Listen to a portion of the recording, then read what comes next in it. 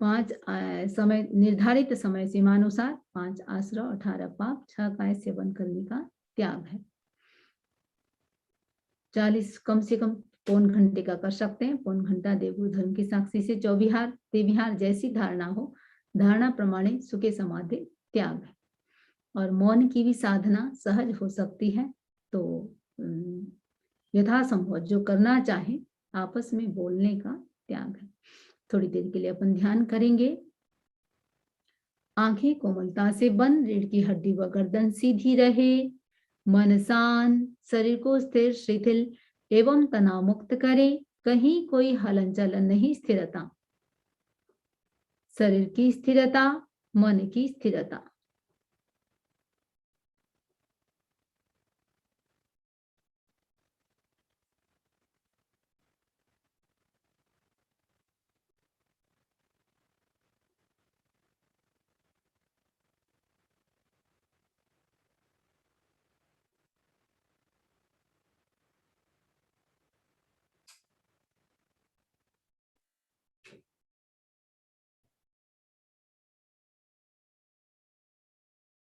जितना ढीला छोड़ सकते हैं शरीर को बिल्कुल ढीला छोड़ दें।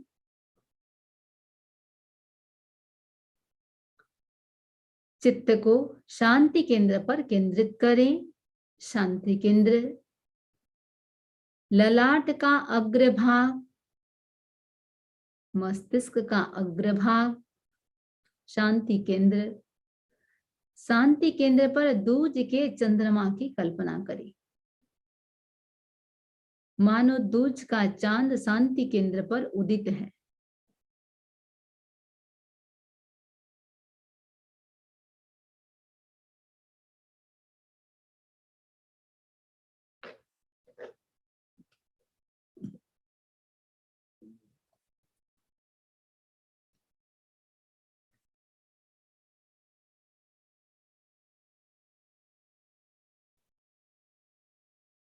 अब उस अर्ध चंद्रमा में नौकार मंत्र के पदों को लिखा हुआ पढ़ें। चमकते हुए सफेद अक्षरों में एक एक पद को लिखा हुआ पढ़ें। धीरे धीरे जैसे स्वयं लिख रहे हों। नमो अरहंताणम।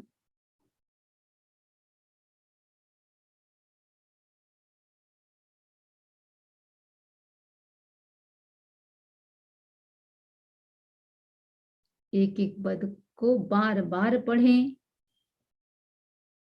नमो अरहंताणम।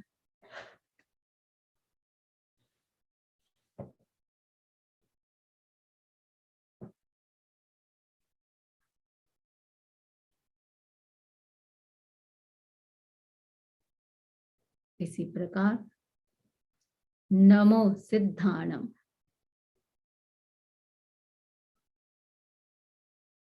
चमकता हुआ सफेद रंग, अर्ध चंद्रमा, ललाट का अग्रभाग, दीर्घ श्वास के साथ गहरी एकाग्रता, तन्मयता।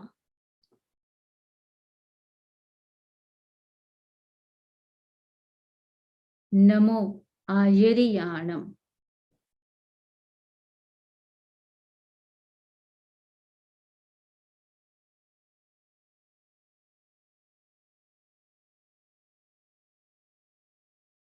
नमो आयर्याणम।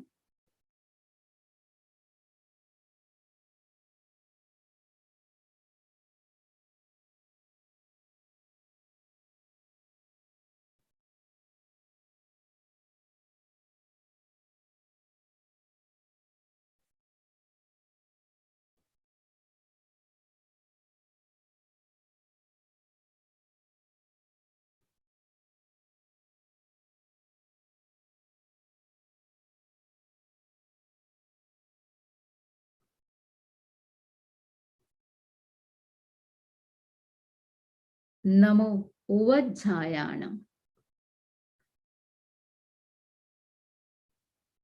चमकता हुआ सफेद रंग, ललाट का अग्रभाग, शांति केंद्र, अर्ध चंद्रमा में चमकते हुए अक्षरों में लिखा हुआ पढ़ें। नमो उवज्झायाण।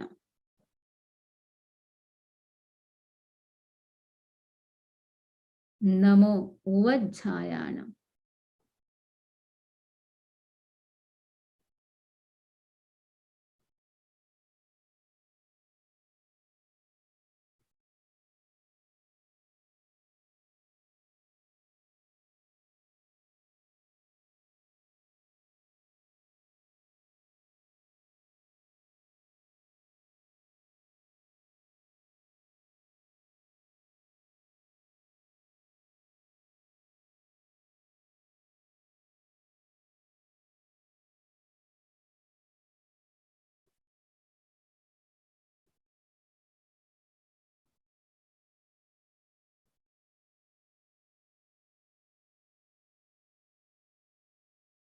नमो लोये सव्व साहूणम्। नमो लोये सव्व साहूणम्। गहरी एकाग्रता, पूरी जागरूकता, तन्मयता। नमो लोये सव्व साहूणम्। चमकता हुआ सफेद रंग अर्धचंद्रमा, ललाट का अग्रभाग। दीर्घ श्वास के साथ एक एक पद को साक्षात्कार करें। एक एक पद का साक्षात्कार करें।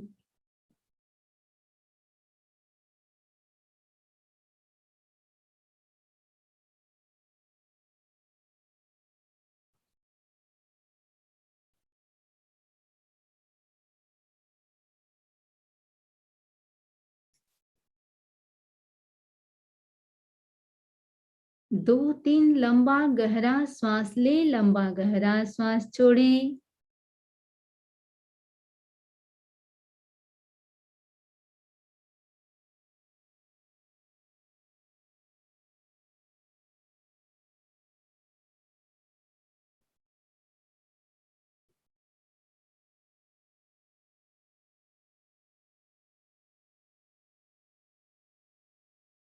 प्रयोग संपन्न। ओम अरहम।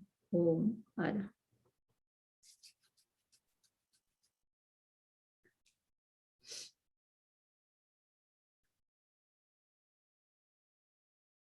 लज्जा दया संयमं भजेरं, कल्याणे भागिसविशोहिताणं।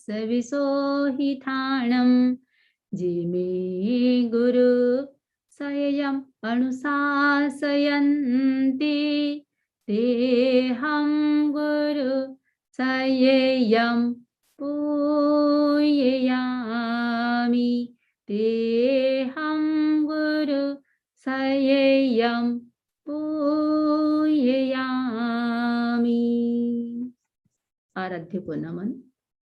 उपस्थित बंधु,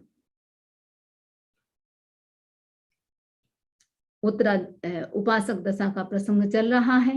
उपासक दशा पहला अध्ययन, जिसमें आनंद श्रावक के जीवन का वर्णन है, उसकी चर्चा हम कर रहे हैं। तो लगभग 38 पेज का, यदि जो आगम को रेफरेंस के साथ कर रहे हैं तो उनके लिए भी ये सुविधा हो जाएगी। आज हम 39वें पेज से चलेंगे और सूत्र संख्या 31 सूत्र संख्या से आगे, हम 31वें से आगे चल रहे हैं। तो 31वां सूत्र संख्या, जिसमें भगवान ने आनंद श्रावक के माध्यम से सम्यक दर्शन के बारे में चर्चा की है। तो सम्यक दर्शन, देखिए श्रावक के लिए कहा गया कि सम्यक्त में दोष लगाने वाले अतिचारों से दूर रहे। और वैसे आज का पूरा सेशन अतिचारों की ही चर्चा चलने वाली है। तो अतिचारों से दूर रहे, 4 शब्द कहे गए हैं। देखिए, अतिचार आदि 4 चतुष्क माने गए हैं। अतिक्रम, व्यतिक्रम, अतिचार और अनाचार। अतिक्रम, व्यतिक्रम, अतिचार, अनाचार। अतिक्रम, प्रतिकूल आचरण का संकल्प करना। एक में संकल्प किया जाता है, दूसरे में प्रयत्न होता है, तीसरे में व्यक्ति प्रवृत्ति करता है, चौथे में प्रवृत्ति, पहले में व्यक्ति अतिक्रम में संकल्प करता है, व्यतिक्रम में प्रयत्न करता है और अतिचार में प्रवृत्ति करता है, अनाचार में उसका प्रतिकूल आचरण का सेवन करता है। तो ये चार चीज जो सम्यक्त में दोष लगाते हैं। तो अतिक्रम से व्यक्ति के मानस शुद्धि की हानि होती है, मन अशुद्ध हो जाता है, और व्यतिक्रम में विषयों के प्रति व्यक्ति के भीतर अभिलाषा उत्पन्न हो जाती है, व्रत भंग हो जाता है और पूरा ही आगे भंग हो जाता है। तो ये कैसे कैसे होता है, ये चार चीजें, अशुद्धि, अतिचार, अनाचार, अतिक्रम, व्यतिक्रम, इनसे श्रावक को जितना बच सकते हैं बचने का प्रयास करना चाहिए। तो अतिचार कौन कौन से हैं? शंका, कांक्षा, विचिकित्सा, परपाषंड प्रशंसा और परपाषंड संस्तव। इन 5 अतिचारों के प्रति श्रावक को सतर्क रहना चाहिए। शंका, तो 31वें सूत्र में भगवान ने इन सब का वर्णन किया है। शंका, वीतराग के वचनों के प्रति या किसी एक तत्व के प्रति भी। 9 तत्व माने गए हैं, 8 पर पूर्ण श्रद्धा है। एक तत्व के प्रति भी मन में कहीं शंका करना, ये हो जाता है व्रत का अतिचार हो जाता है, सम्यक्त का अतिचार हो जाता है। और शंकाशील व्यक्ति, शंकाशील आत्मा कभी भी समाधि को प्राप्त नहीं होता। गीता में भी श्री कृष्ण कहते हैं, संशयात्मा विनश्यति। जो व्यक्ति संशय करता है वो विनाश को प्राप्त हो जाता है। तो वीतराग भगवान के प्रत्येक वचन अपने आप में प्रमाण होता है। हमारी बुद्धि बहुत छोटी है, उसको समझ नहीं पाते हैं। इसलिए कहा जाता है कि जो चीज समझ में नहीं आए केवली गम्य कर दो, केवलियों पर छोड़ दो। पहली बात तो प्रयास करें समझने का, नहीं आए केवली गम्य कर दो। भगवान के एक वचन के एक अक्षर पर भी कहीं अश्रद्धा हो गई, मिथ्यात्व तथा संसार वर्धन का कारण बन सकता है, बन जाता है।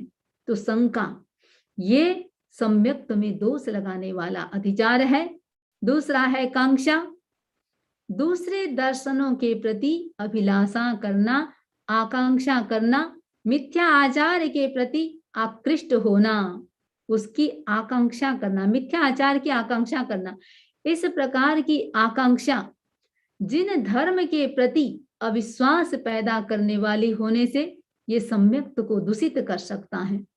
कल भी एक चर्चा चली थी, भाई देवी देवताओं की पूजा पाठ आदि यदि ज्यादा उधर चले गए, कहीं हो चमत्कार हो सकते हैं, चमत्कार को नमस्कार, तो मूल चीज हमारी छूट न जाए।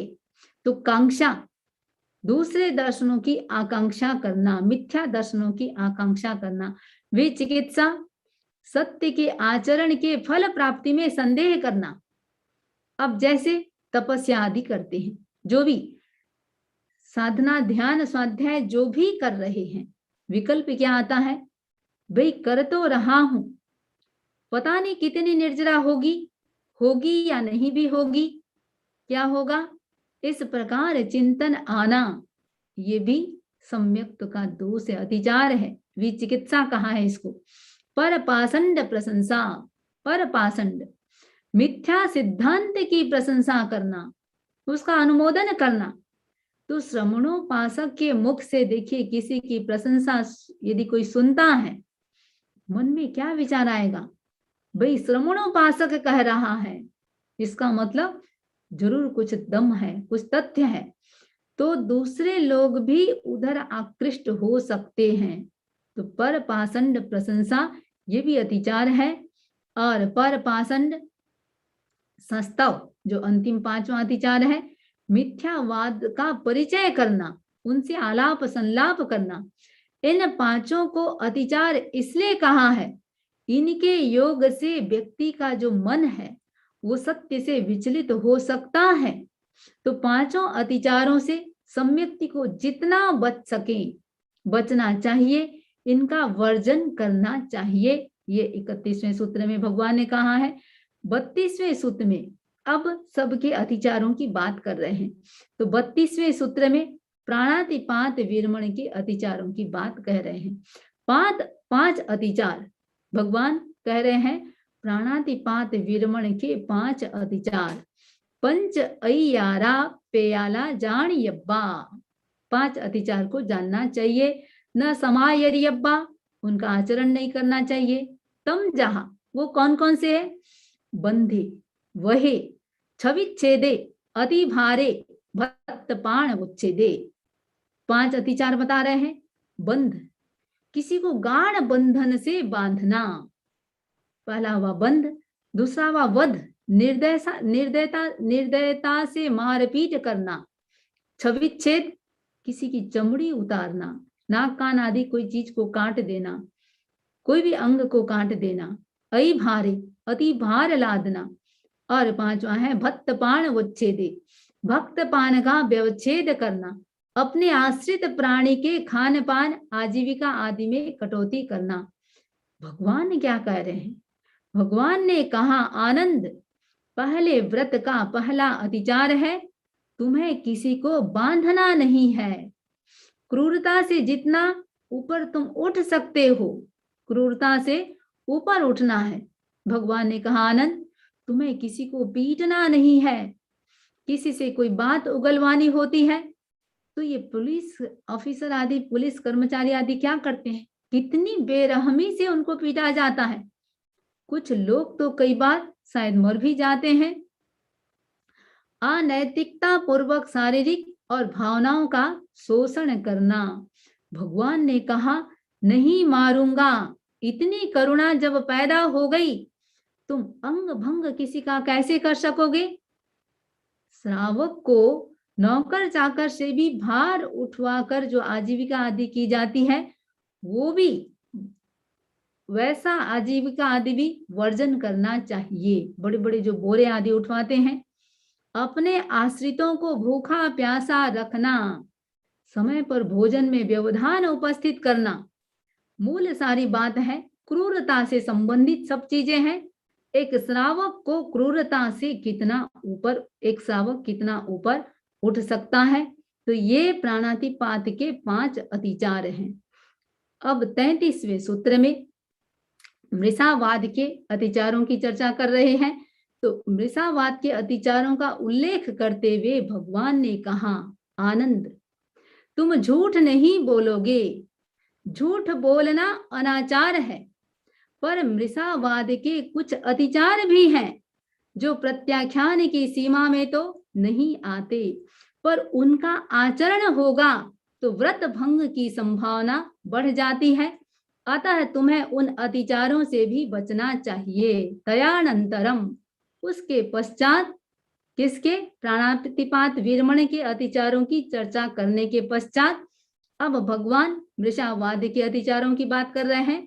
थूल यस्य मुसावाय वेरमणस समणो वास एणम पंच अय्यारा जानियब्बा। 5 अतिचार जानना चाहिए। न समायरिब्बा, उनका आचरण नहीं करना चाहिए। तम जहा, कौन कौन से हैं? सहसा भक्षाणे, रहस्य भक्षाणे, सदार मंत भेद, मोसो व ऐसे और कुटलेख करने। 5 अतिचार की बात कर रहे हैं। सहसा अभ्याख्यान, बिना सोचे समझे किसी पर आरोप लगा देना, यद्यपि इसका प्रयोग तुमने नहीं किया, किंतु यदि इसका प्रयोग करोगे तो मृषावाद की संभावना बढ़ जाएगी। झूठ की सीमा में तुम प्रवेश कर जाओगी। भगवान ने कहा आनंद, बिना सोचे समझे कभी आरोप नहीं लगाना।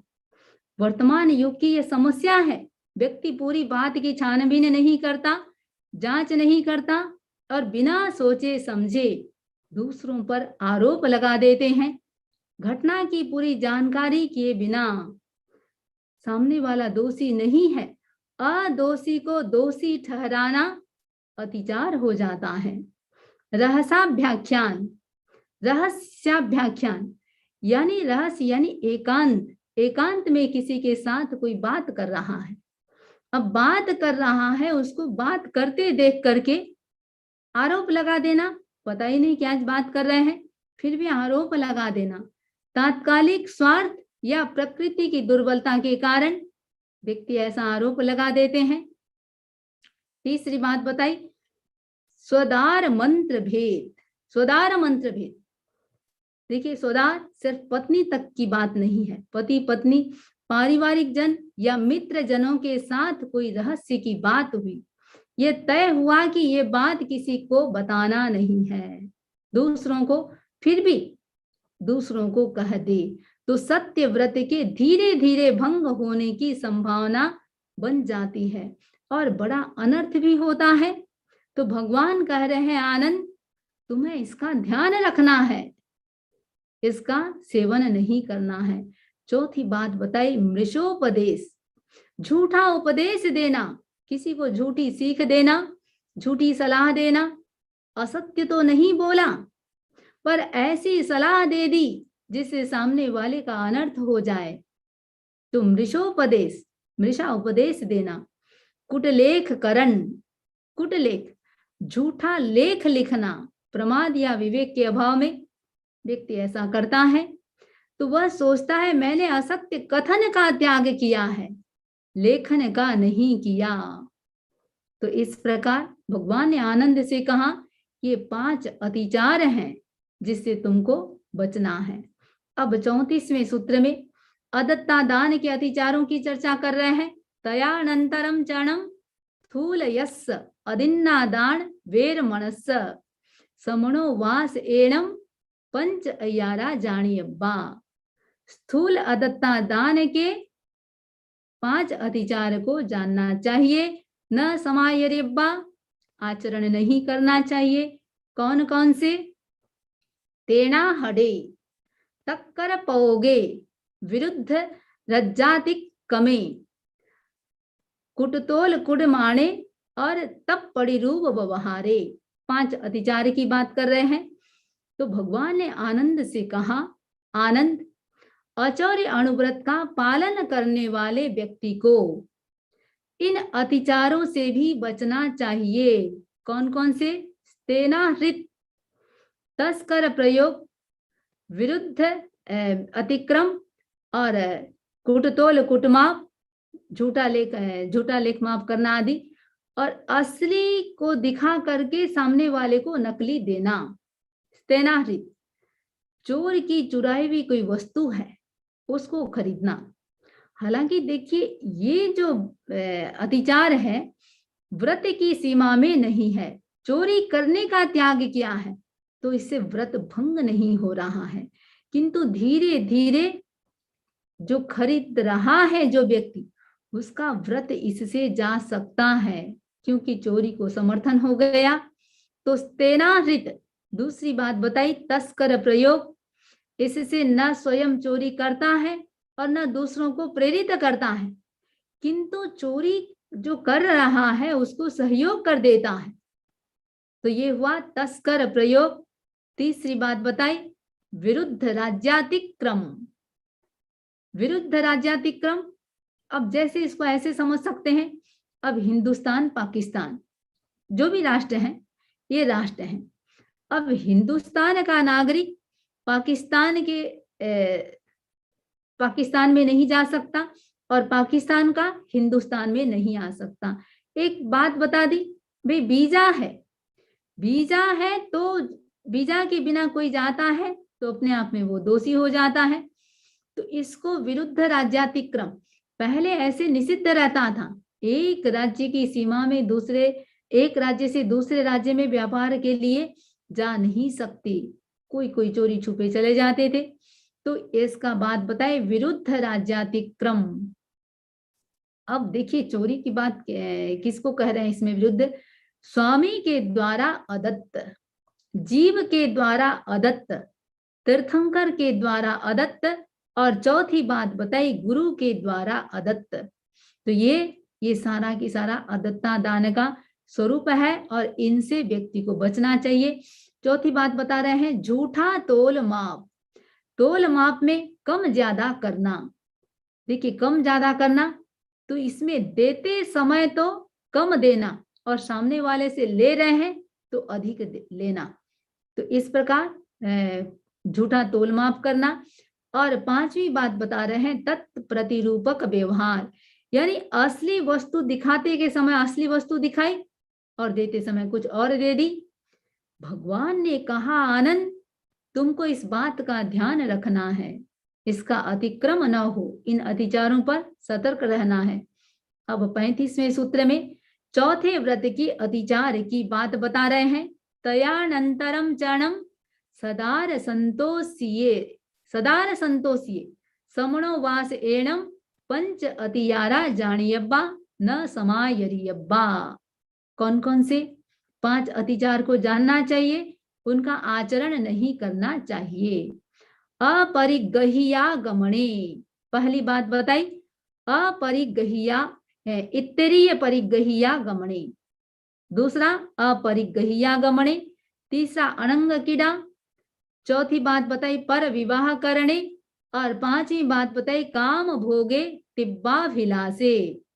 5 बात कह रहे हैं। भगवान ने कहा आनंद तुम अब्रह्मचर्य की सीमा कर रहे हो, स्वदार संतोष व्रत को स्वीकार कर रहे हो, तो इस व्रत की अनुपालना के लिए तुम्हें इन 5 अतिचारों पर भी ध्यान देना होगा। तुम्हें सावधान रहना होगा कि इसका आचरण भी न हो। किसका? वो इस प्रकार है। इत्वरिक परिगृहीतागमन।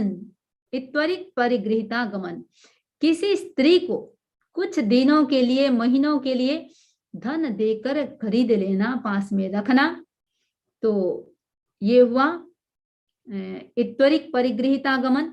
दूसरा है अपरिगृहीतागमन। भगवान ने कहा आनंद तुम अपरिगृहीतागमन नहीं करोगे, यानी वेश्या प्रसंग भी नहीं होना चाहिए। इसका मतलब वेश्याएं नहीं हो, वेश्याएं तो समाज में होनी ही नहीं चाहिए। कोई भी व्यक्ति वेश्या गमन करता है तो अपने आप में बहुत ही निंदनीय बात है। अब तीसरी बात कह रहे हैं, भगवान ने कहा आनंद तुमको अनंग क्रीड़ा भी नहीं करनी है, और अनंग क्रीड़ा इससे गाढ़ कर्म का बंध होता है। अब चौथा अतिचार बता रहे हैं, तुमको विवाह आदि नहीं कराना है। भगवान ने कहा आनंद तुम्हारा परिवार है, अपने बच्चे हैं, बच्चों का विवाह तुम करा सकते हो, पर दूसरों का नहीं कराना है। तुम्हें विवाह का धंधा नहीं करना है, व्यापार नहीं करनी है, ये दलाली का, ब्रोकर का काम नहीं करना है। स्वयं ब्रह्मचर्य की विशिष्ट साधना करने जा रहे हो और दूसरे को अब्रह्मचर्य की ओर ले जाना, इससे भी व्रत, ये भी व्रत का अतिचार हो जाता है। और आगे भगवान कह रहे हैं आनंद तुम्हें काम भोग की तीव्र अभिलाषा से भी बचना होगा। 5 विषयों में शब्द और रूप काम माने जाते हैं। 5 जो हमारी इंद्रियां हैं, तो शब्द और रूप ये काम माने जाते हैं। बाकी 3 इंद्रिय के गंध, रस और स्पर्श, इनको भोग माना जाता है। इसलिए शब्दावली का प्रयोग होता है काम और भोग। तो इनके प्रति भी तुम्हारा अध्यवसाय तीव्र न बने। तो भगवान ने कहा आनंद तुम्हें इन 5 अतिचारों से बचना है। प्रश्न होता है बचें कैसे? देखिए, उसके लिए उपवास का प्रयोग करें, स्वाध्याय करें, ध्यान करें, आसन प्राणायाम करें। इन सब का मिला जुला यदि उपक्रम चलता है, विधि पूर्वक यदि हम अभ्यास करते हैं, हमारे भीतर के रसायन बदल जाएंगे, सिक्रेशन सारे बदल जाएंगे, भाव बदल जाएंगे, अपने आप नियंत्रण की शक्ति आ जाती है। अब भगवान 36वें सूत्र में 5वें व्रत के अतिचारों की बात बता रहे हैं। तयानंतरम जनम इच्छा परिमाणस्य समणो वास एणम पंच अतियारा जानियब्बा। श्रवणोपासक को इच्छा परिमाण के 5 अतिचार को जानना चाहिए। न समायरियब्बा, उसका आचरण नहीं करना चाहिए। कौन कौन से? तम जहां खित्तवत्थु पमाणातिक्कमे। दूसरी बात बताई हिरण्य सुवर्ण पमाणातिक्कमे। तीसरी बात धन धन पमाणातिक्कमे। और चौथी बात दुपय चौपय पमाणातिक्कमे। 5वीं बात बताई कुवीय पमाणातिक्कमे। 5 चीजें भगवान ने कहा आनंद तुमने इच्छा परिमाण व्रत स्वीकार किया है, तुम्हें इसके 5 अतिचारों से भी बचना होगा। क्षेत्र वस्तु, स्वर्ण चांदी, धन धान्य, द्विपद चतुष्पद और कुप्य। कुप्य का मतलब होता है घर गृहस्थी में काम आने वाले जो उपकरण होते हैं, वस्त्र आदि। तो इन सब चीजों का जो भी निर्धारित मर्यादा तुमने की है, उनसे अधिक संग्रह करना तो इच्छा परिमाण व्रत का ये अतिचार हो जाता है। तो आनंद श्रावक ने इनकी मर्यादा का निर्धारण किया और मर्यादा का अतिक्रमण न करने का भगवान से उसने संकल्प किया। आनंद ने एक एक चीज पर ध्यान दिया, एक एक चीज का परिमाण किया और इतना व्यवस्थित संयम किया कि वह संयम आज के लोगों में यदि आ जाए, बहुत सारी समस्याओं का समाधान हो सकता है। यदि मूर्छा टूटे, आसक्ति कम हो, सुविधावादी दृष्टिकोण बदले, तो एक अच्छा जीवन जीने का प्रारंभ हो सकता है, जो आनंद ने किया है। तो वास्तव में जिस भावना से व्रत ग्रहण किया है, उस व्रत का उसी भावना से पालन होना चाहिए। लोभ आदि के वशीभूत होकर जो गली निकाला जाता है, गली निकाली जाती है, ये गली निकालना ये सारा अतिचार के अंतर्गत आ जाता है। अब भगवान आगे कह रहे हैं, भगवान कह रहे आनंद, अब तुम दिग्व्रत छठे व्रत के अतिचारों को भी समझ लो और उनका आचरण मत करना। तो 37वें सूत्र में भगवान कह रहे हैं, तयानंतरम चरणम दिशि वयस समणो वासेणम पंच अतियारा जानियब्बा न समायरियब्बा तम जहां। 5 अतिचार सारे दिशाओं का। उड्ढ दिशि पमाणातिक्कमे, अहो दिशि पमाणातिक्कमे, तिरिय दिशि पमाणातिक्कमे, खेत बुद्धि सती अंतरद्धा। 5 अतिचारों की बात कर रहे हैं। दिव्यव्रत को स्वीकार करने वाला इन सभी दिशाओं में आवागमन की सीमा करता है। व्यापार के लिए जाने आने, घूमने अथवा अन्य किसी भी प्रयोजन से जाते हैं, तो सीमा का उल्लंघन करना दिग्व्रत का अतिचार है। तो इनमें 5वां जो अतिचार है, 4 तो ठीक है दिशा से संबंधित है, 5वां जो अतिचार है स्मृति अंतर्धान होना, ये सबसे बड़ी ध्यान देने की बात है।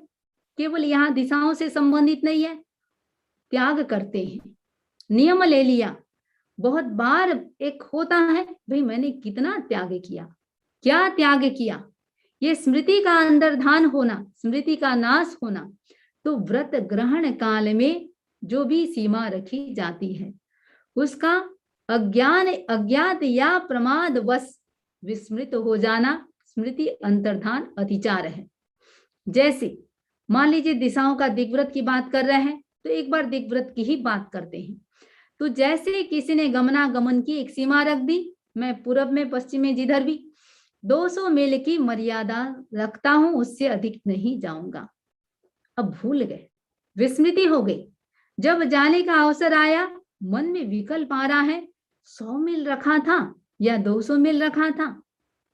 अब संशय की अवस्था में विकल्प आ रहा है 100 या 200, आपने रखा 200 है, विकल्प आ गया या 100 या 200, तो वहां यदि आप 100 से अधिक जाते हैं तो भी दोष के भागीदार बन जाते हैं।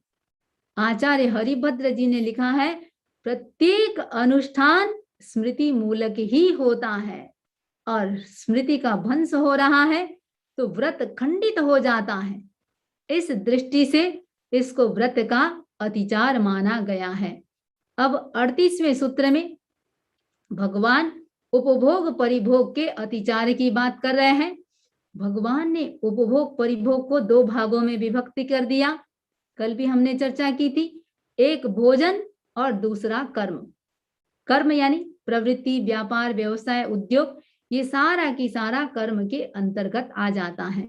तो पहला है भोजन।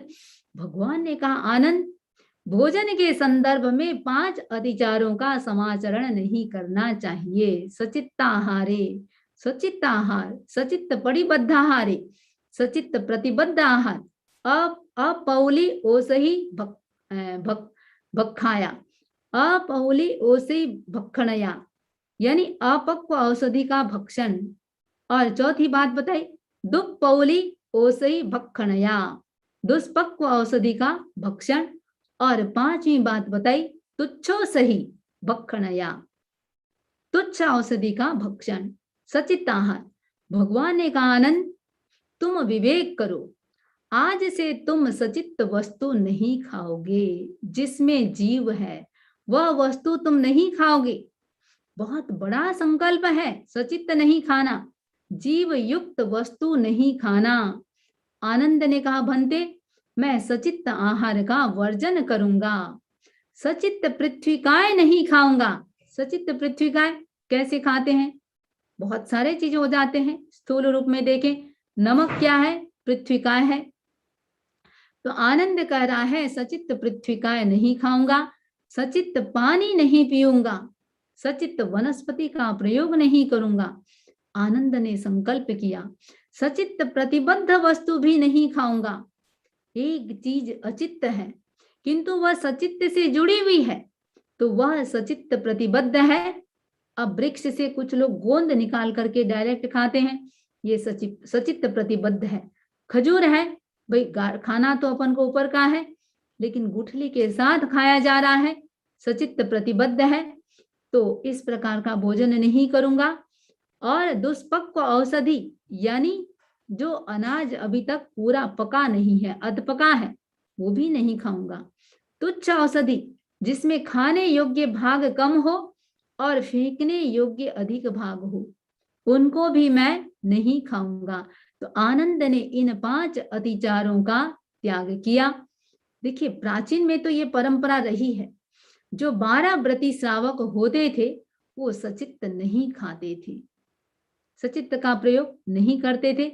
लेकिन आज ऐसा कोई व्याप्ति नहीं है, व्याप्ति का मतलब ऐसा कोई नियम नहीं है कि 12 व्रती है तो सचित्त न खाए तो बहुत अच्छी बात है, लेकिन ऐसा कोई नियम नहीं है कि 12 व्रती है तो सचित्त नहीं ही खाना।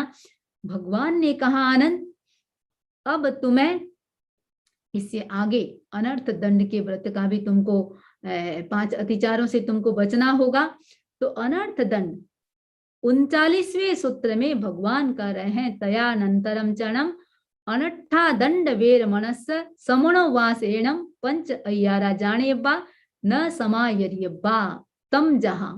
कौन कौन से 5 अतिचार? कंदप्पे, पहली बात बताई कंदर्प, यानी श्रावक को ऐसा वचन नहीं बोलना चाहिए जिससे सुनने वाले में मोह उत्पन्न हो, राग पैदा हो जाए। श्रावक को अट्टहास नहीं करना चाहिए, तो श्रावक कंदर्प ना करे, अट्टहास ना करे। हंसना हो तो सिर्फ मुस्कुराना चाहिए, जैसे स्मित हास्य जो कहते हैं। तो अट्टहास करना ये किसका काम है? ये जोकर का काम है।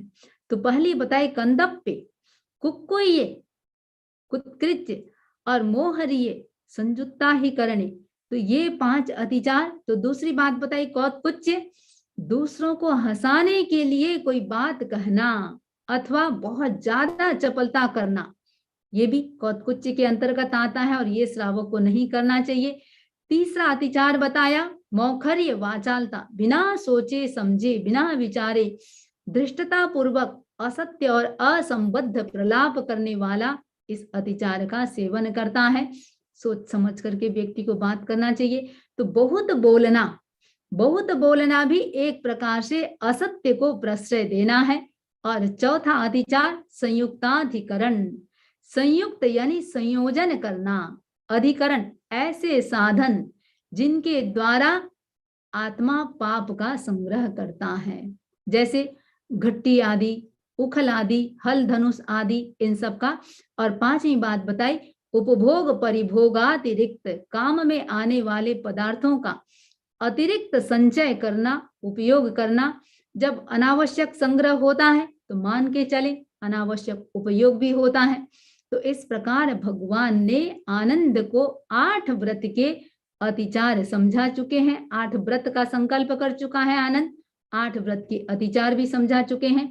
तो आज हम जो चर्चा किए हैं पेज संख्या 39 से लेकर के 53 जो भी उपासक दशा का व्याख्या सहित जिनके पास है मूल वो है, तो 39 से 53 पेज चले हैं और सूत्र चले हैं हम 31 से लेकर के 39 सूत्र की चर्चा की है।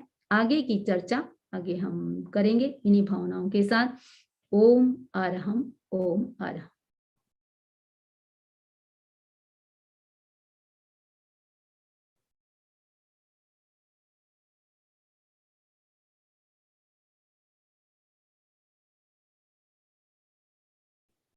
नहीं कोई जिज्ञासा दीदी? हाँ जिज्ञासा है, मैं कुसुम जी को अनम्यूट कर रही हूँ। वंदामी नमन स्वामी। हाँ कुसुम जी। मेरा प्रश्न ये है कि ये जो अभी हम आगम जो कर रहे हैं, ये क्या जैसे हम अशुद्धि के समय हाथ में लगाना चाहिए या नहीं लगाना चाहिए इसमें? देखिए बात ये है, आप वापिस लॉग इन हुए क्या? हाँ बात ये देखिए कि जहां तक हाथ लगाने की बात है, पुस्तक आगम आदि हाथ लगाना कोई दोष का कारण नहीं है। और रही बात स्वाध्याय की, तो स्वाध्याय भी कंटिन्यू, प्राकृत का स्वाध्याय कंटिन्यू नहीं होना चाहिए। अब जैसे अपन जो करते हैं, थोड़ा सा आगम का स्वाध्याय, भगवान आगम का मूल वाणी किए और फिर उसका अर्थ किए, फिर मूल वाणी फिर अर्थ, तो अर्थ के साथ कर रहे हैं तो सुन सकते हैं, पढ़ भी सकते हैं। तो कंटिन्यू खाली केवल प्राकृत का नहीं होना चाहिए और हाथ लगाने में कोई आपत्ति नहीं है। हाँ। शमी जी के प्रति बहुत बहुत कृतज्ञता। बहुत ही सुंदर आज का सेशन रहा है। और अब ना हम सबको अनम्यूट कर देते हैं। अगर कोई जिज्ञासा है तो पहले वो हैंड रेस कर दे, अदरवाइज कुसुम जी दुग्गड़। नहीं कंचन जी का, कुसुम जी का हो गया, कंचन जी पूछेंगे। अच्छा कंचन जी। और प्रभा जी का भी कोई जिज्ञासा है? जी जी। ये आपने अदत्ता दान के लिए बताया, तीर्थंकर द्वारा अदत्त, गुरु द्वारा अदत्त, इसका मतलब नहीं समझ में आया। अच्छा, ये जो बात बताई गई है अदत्ता दान के लिए, हाँ, कि आचार्य उन्होंने ये प्रार्थना बताई है कि किसको किसको चार बताइए। हाँ, अब स्वामी के द्वारा अदत्त किसी भी चीज भिंजो का या सब्जा भिंजो पते बोली में भूल गई।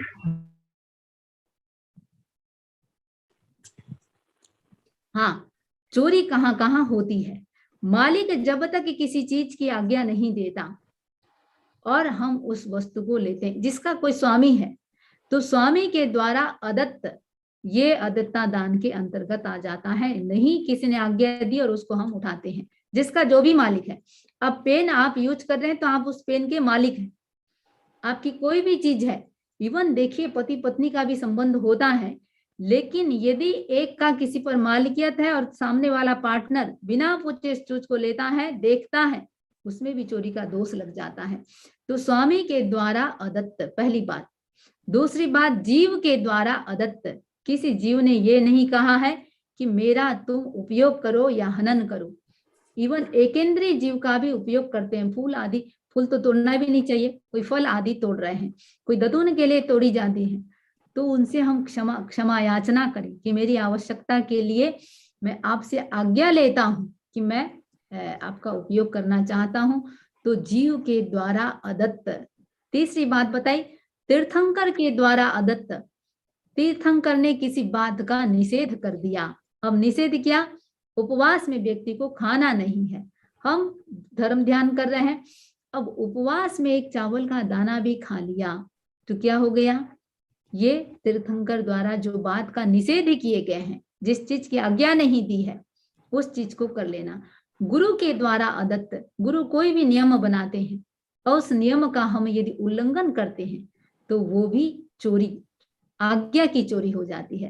तीर्थंकर की आज्ञा की चोरी, गुरु की आज्ञा की चोरी, जीव की आज्ञा की चोरी और स्वामी की आज्ञा की चोरी। तो इस प्रकार ये 4 प्रकार का अदत्ता दान को हम ऐसे समझ सकते हैं। अब सामायिक करते हैं। अब पता है कि सामायिक में अमुक चीज नहीं करना है, फिर भी कर लिया, तो वो भी तीर्थंकर की आज्ञा की चोरी हो गई। तो हाँ, अब प्रभा जी की कोई जिज्ञासा है? बंदामी नवसामी, हाँ, बंदामी जैसे गमनागमन की सीमा कैसे निर्धारित कर सकते हैं? चारों दिशाओं की तो हम कर लेंगे, लेकिन ऊपर फ्लाइट कितनी ऊपर जाती है उसका तो कोई अंदाज नहीं होता है, और नीचे माइंड में भी अगर जाते हैं तो उसकी भी कैसे निर्धारित करें?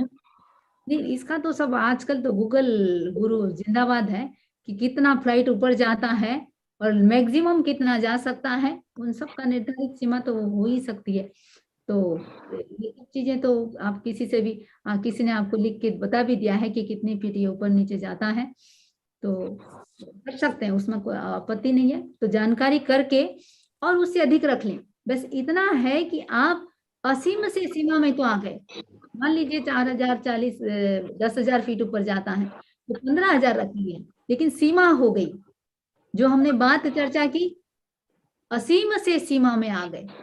कहाँ हमारा पूरा ऊर्ध्वलोक है, कहाँ हमारा पूरा नीचे अधोलोक है, कहाँ पूरा ये अपने असंख्य द्वीप समुद्र हैं, तो वहां से हम एक सीमा में तो आ गए।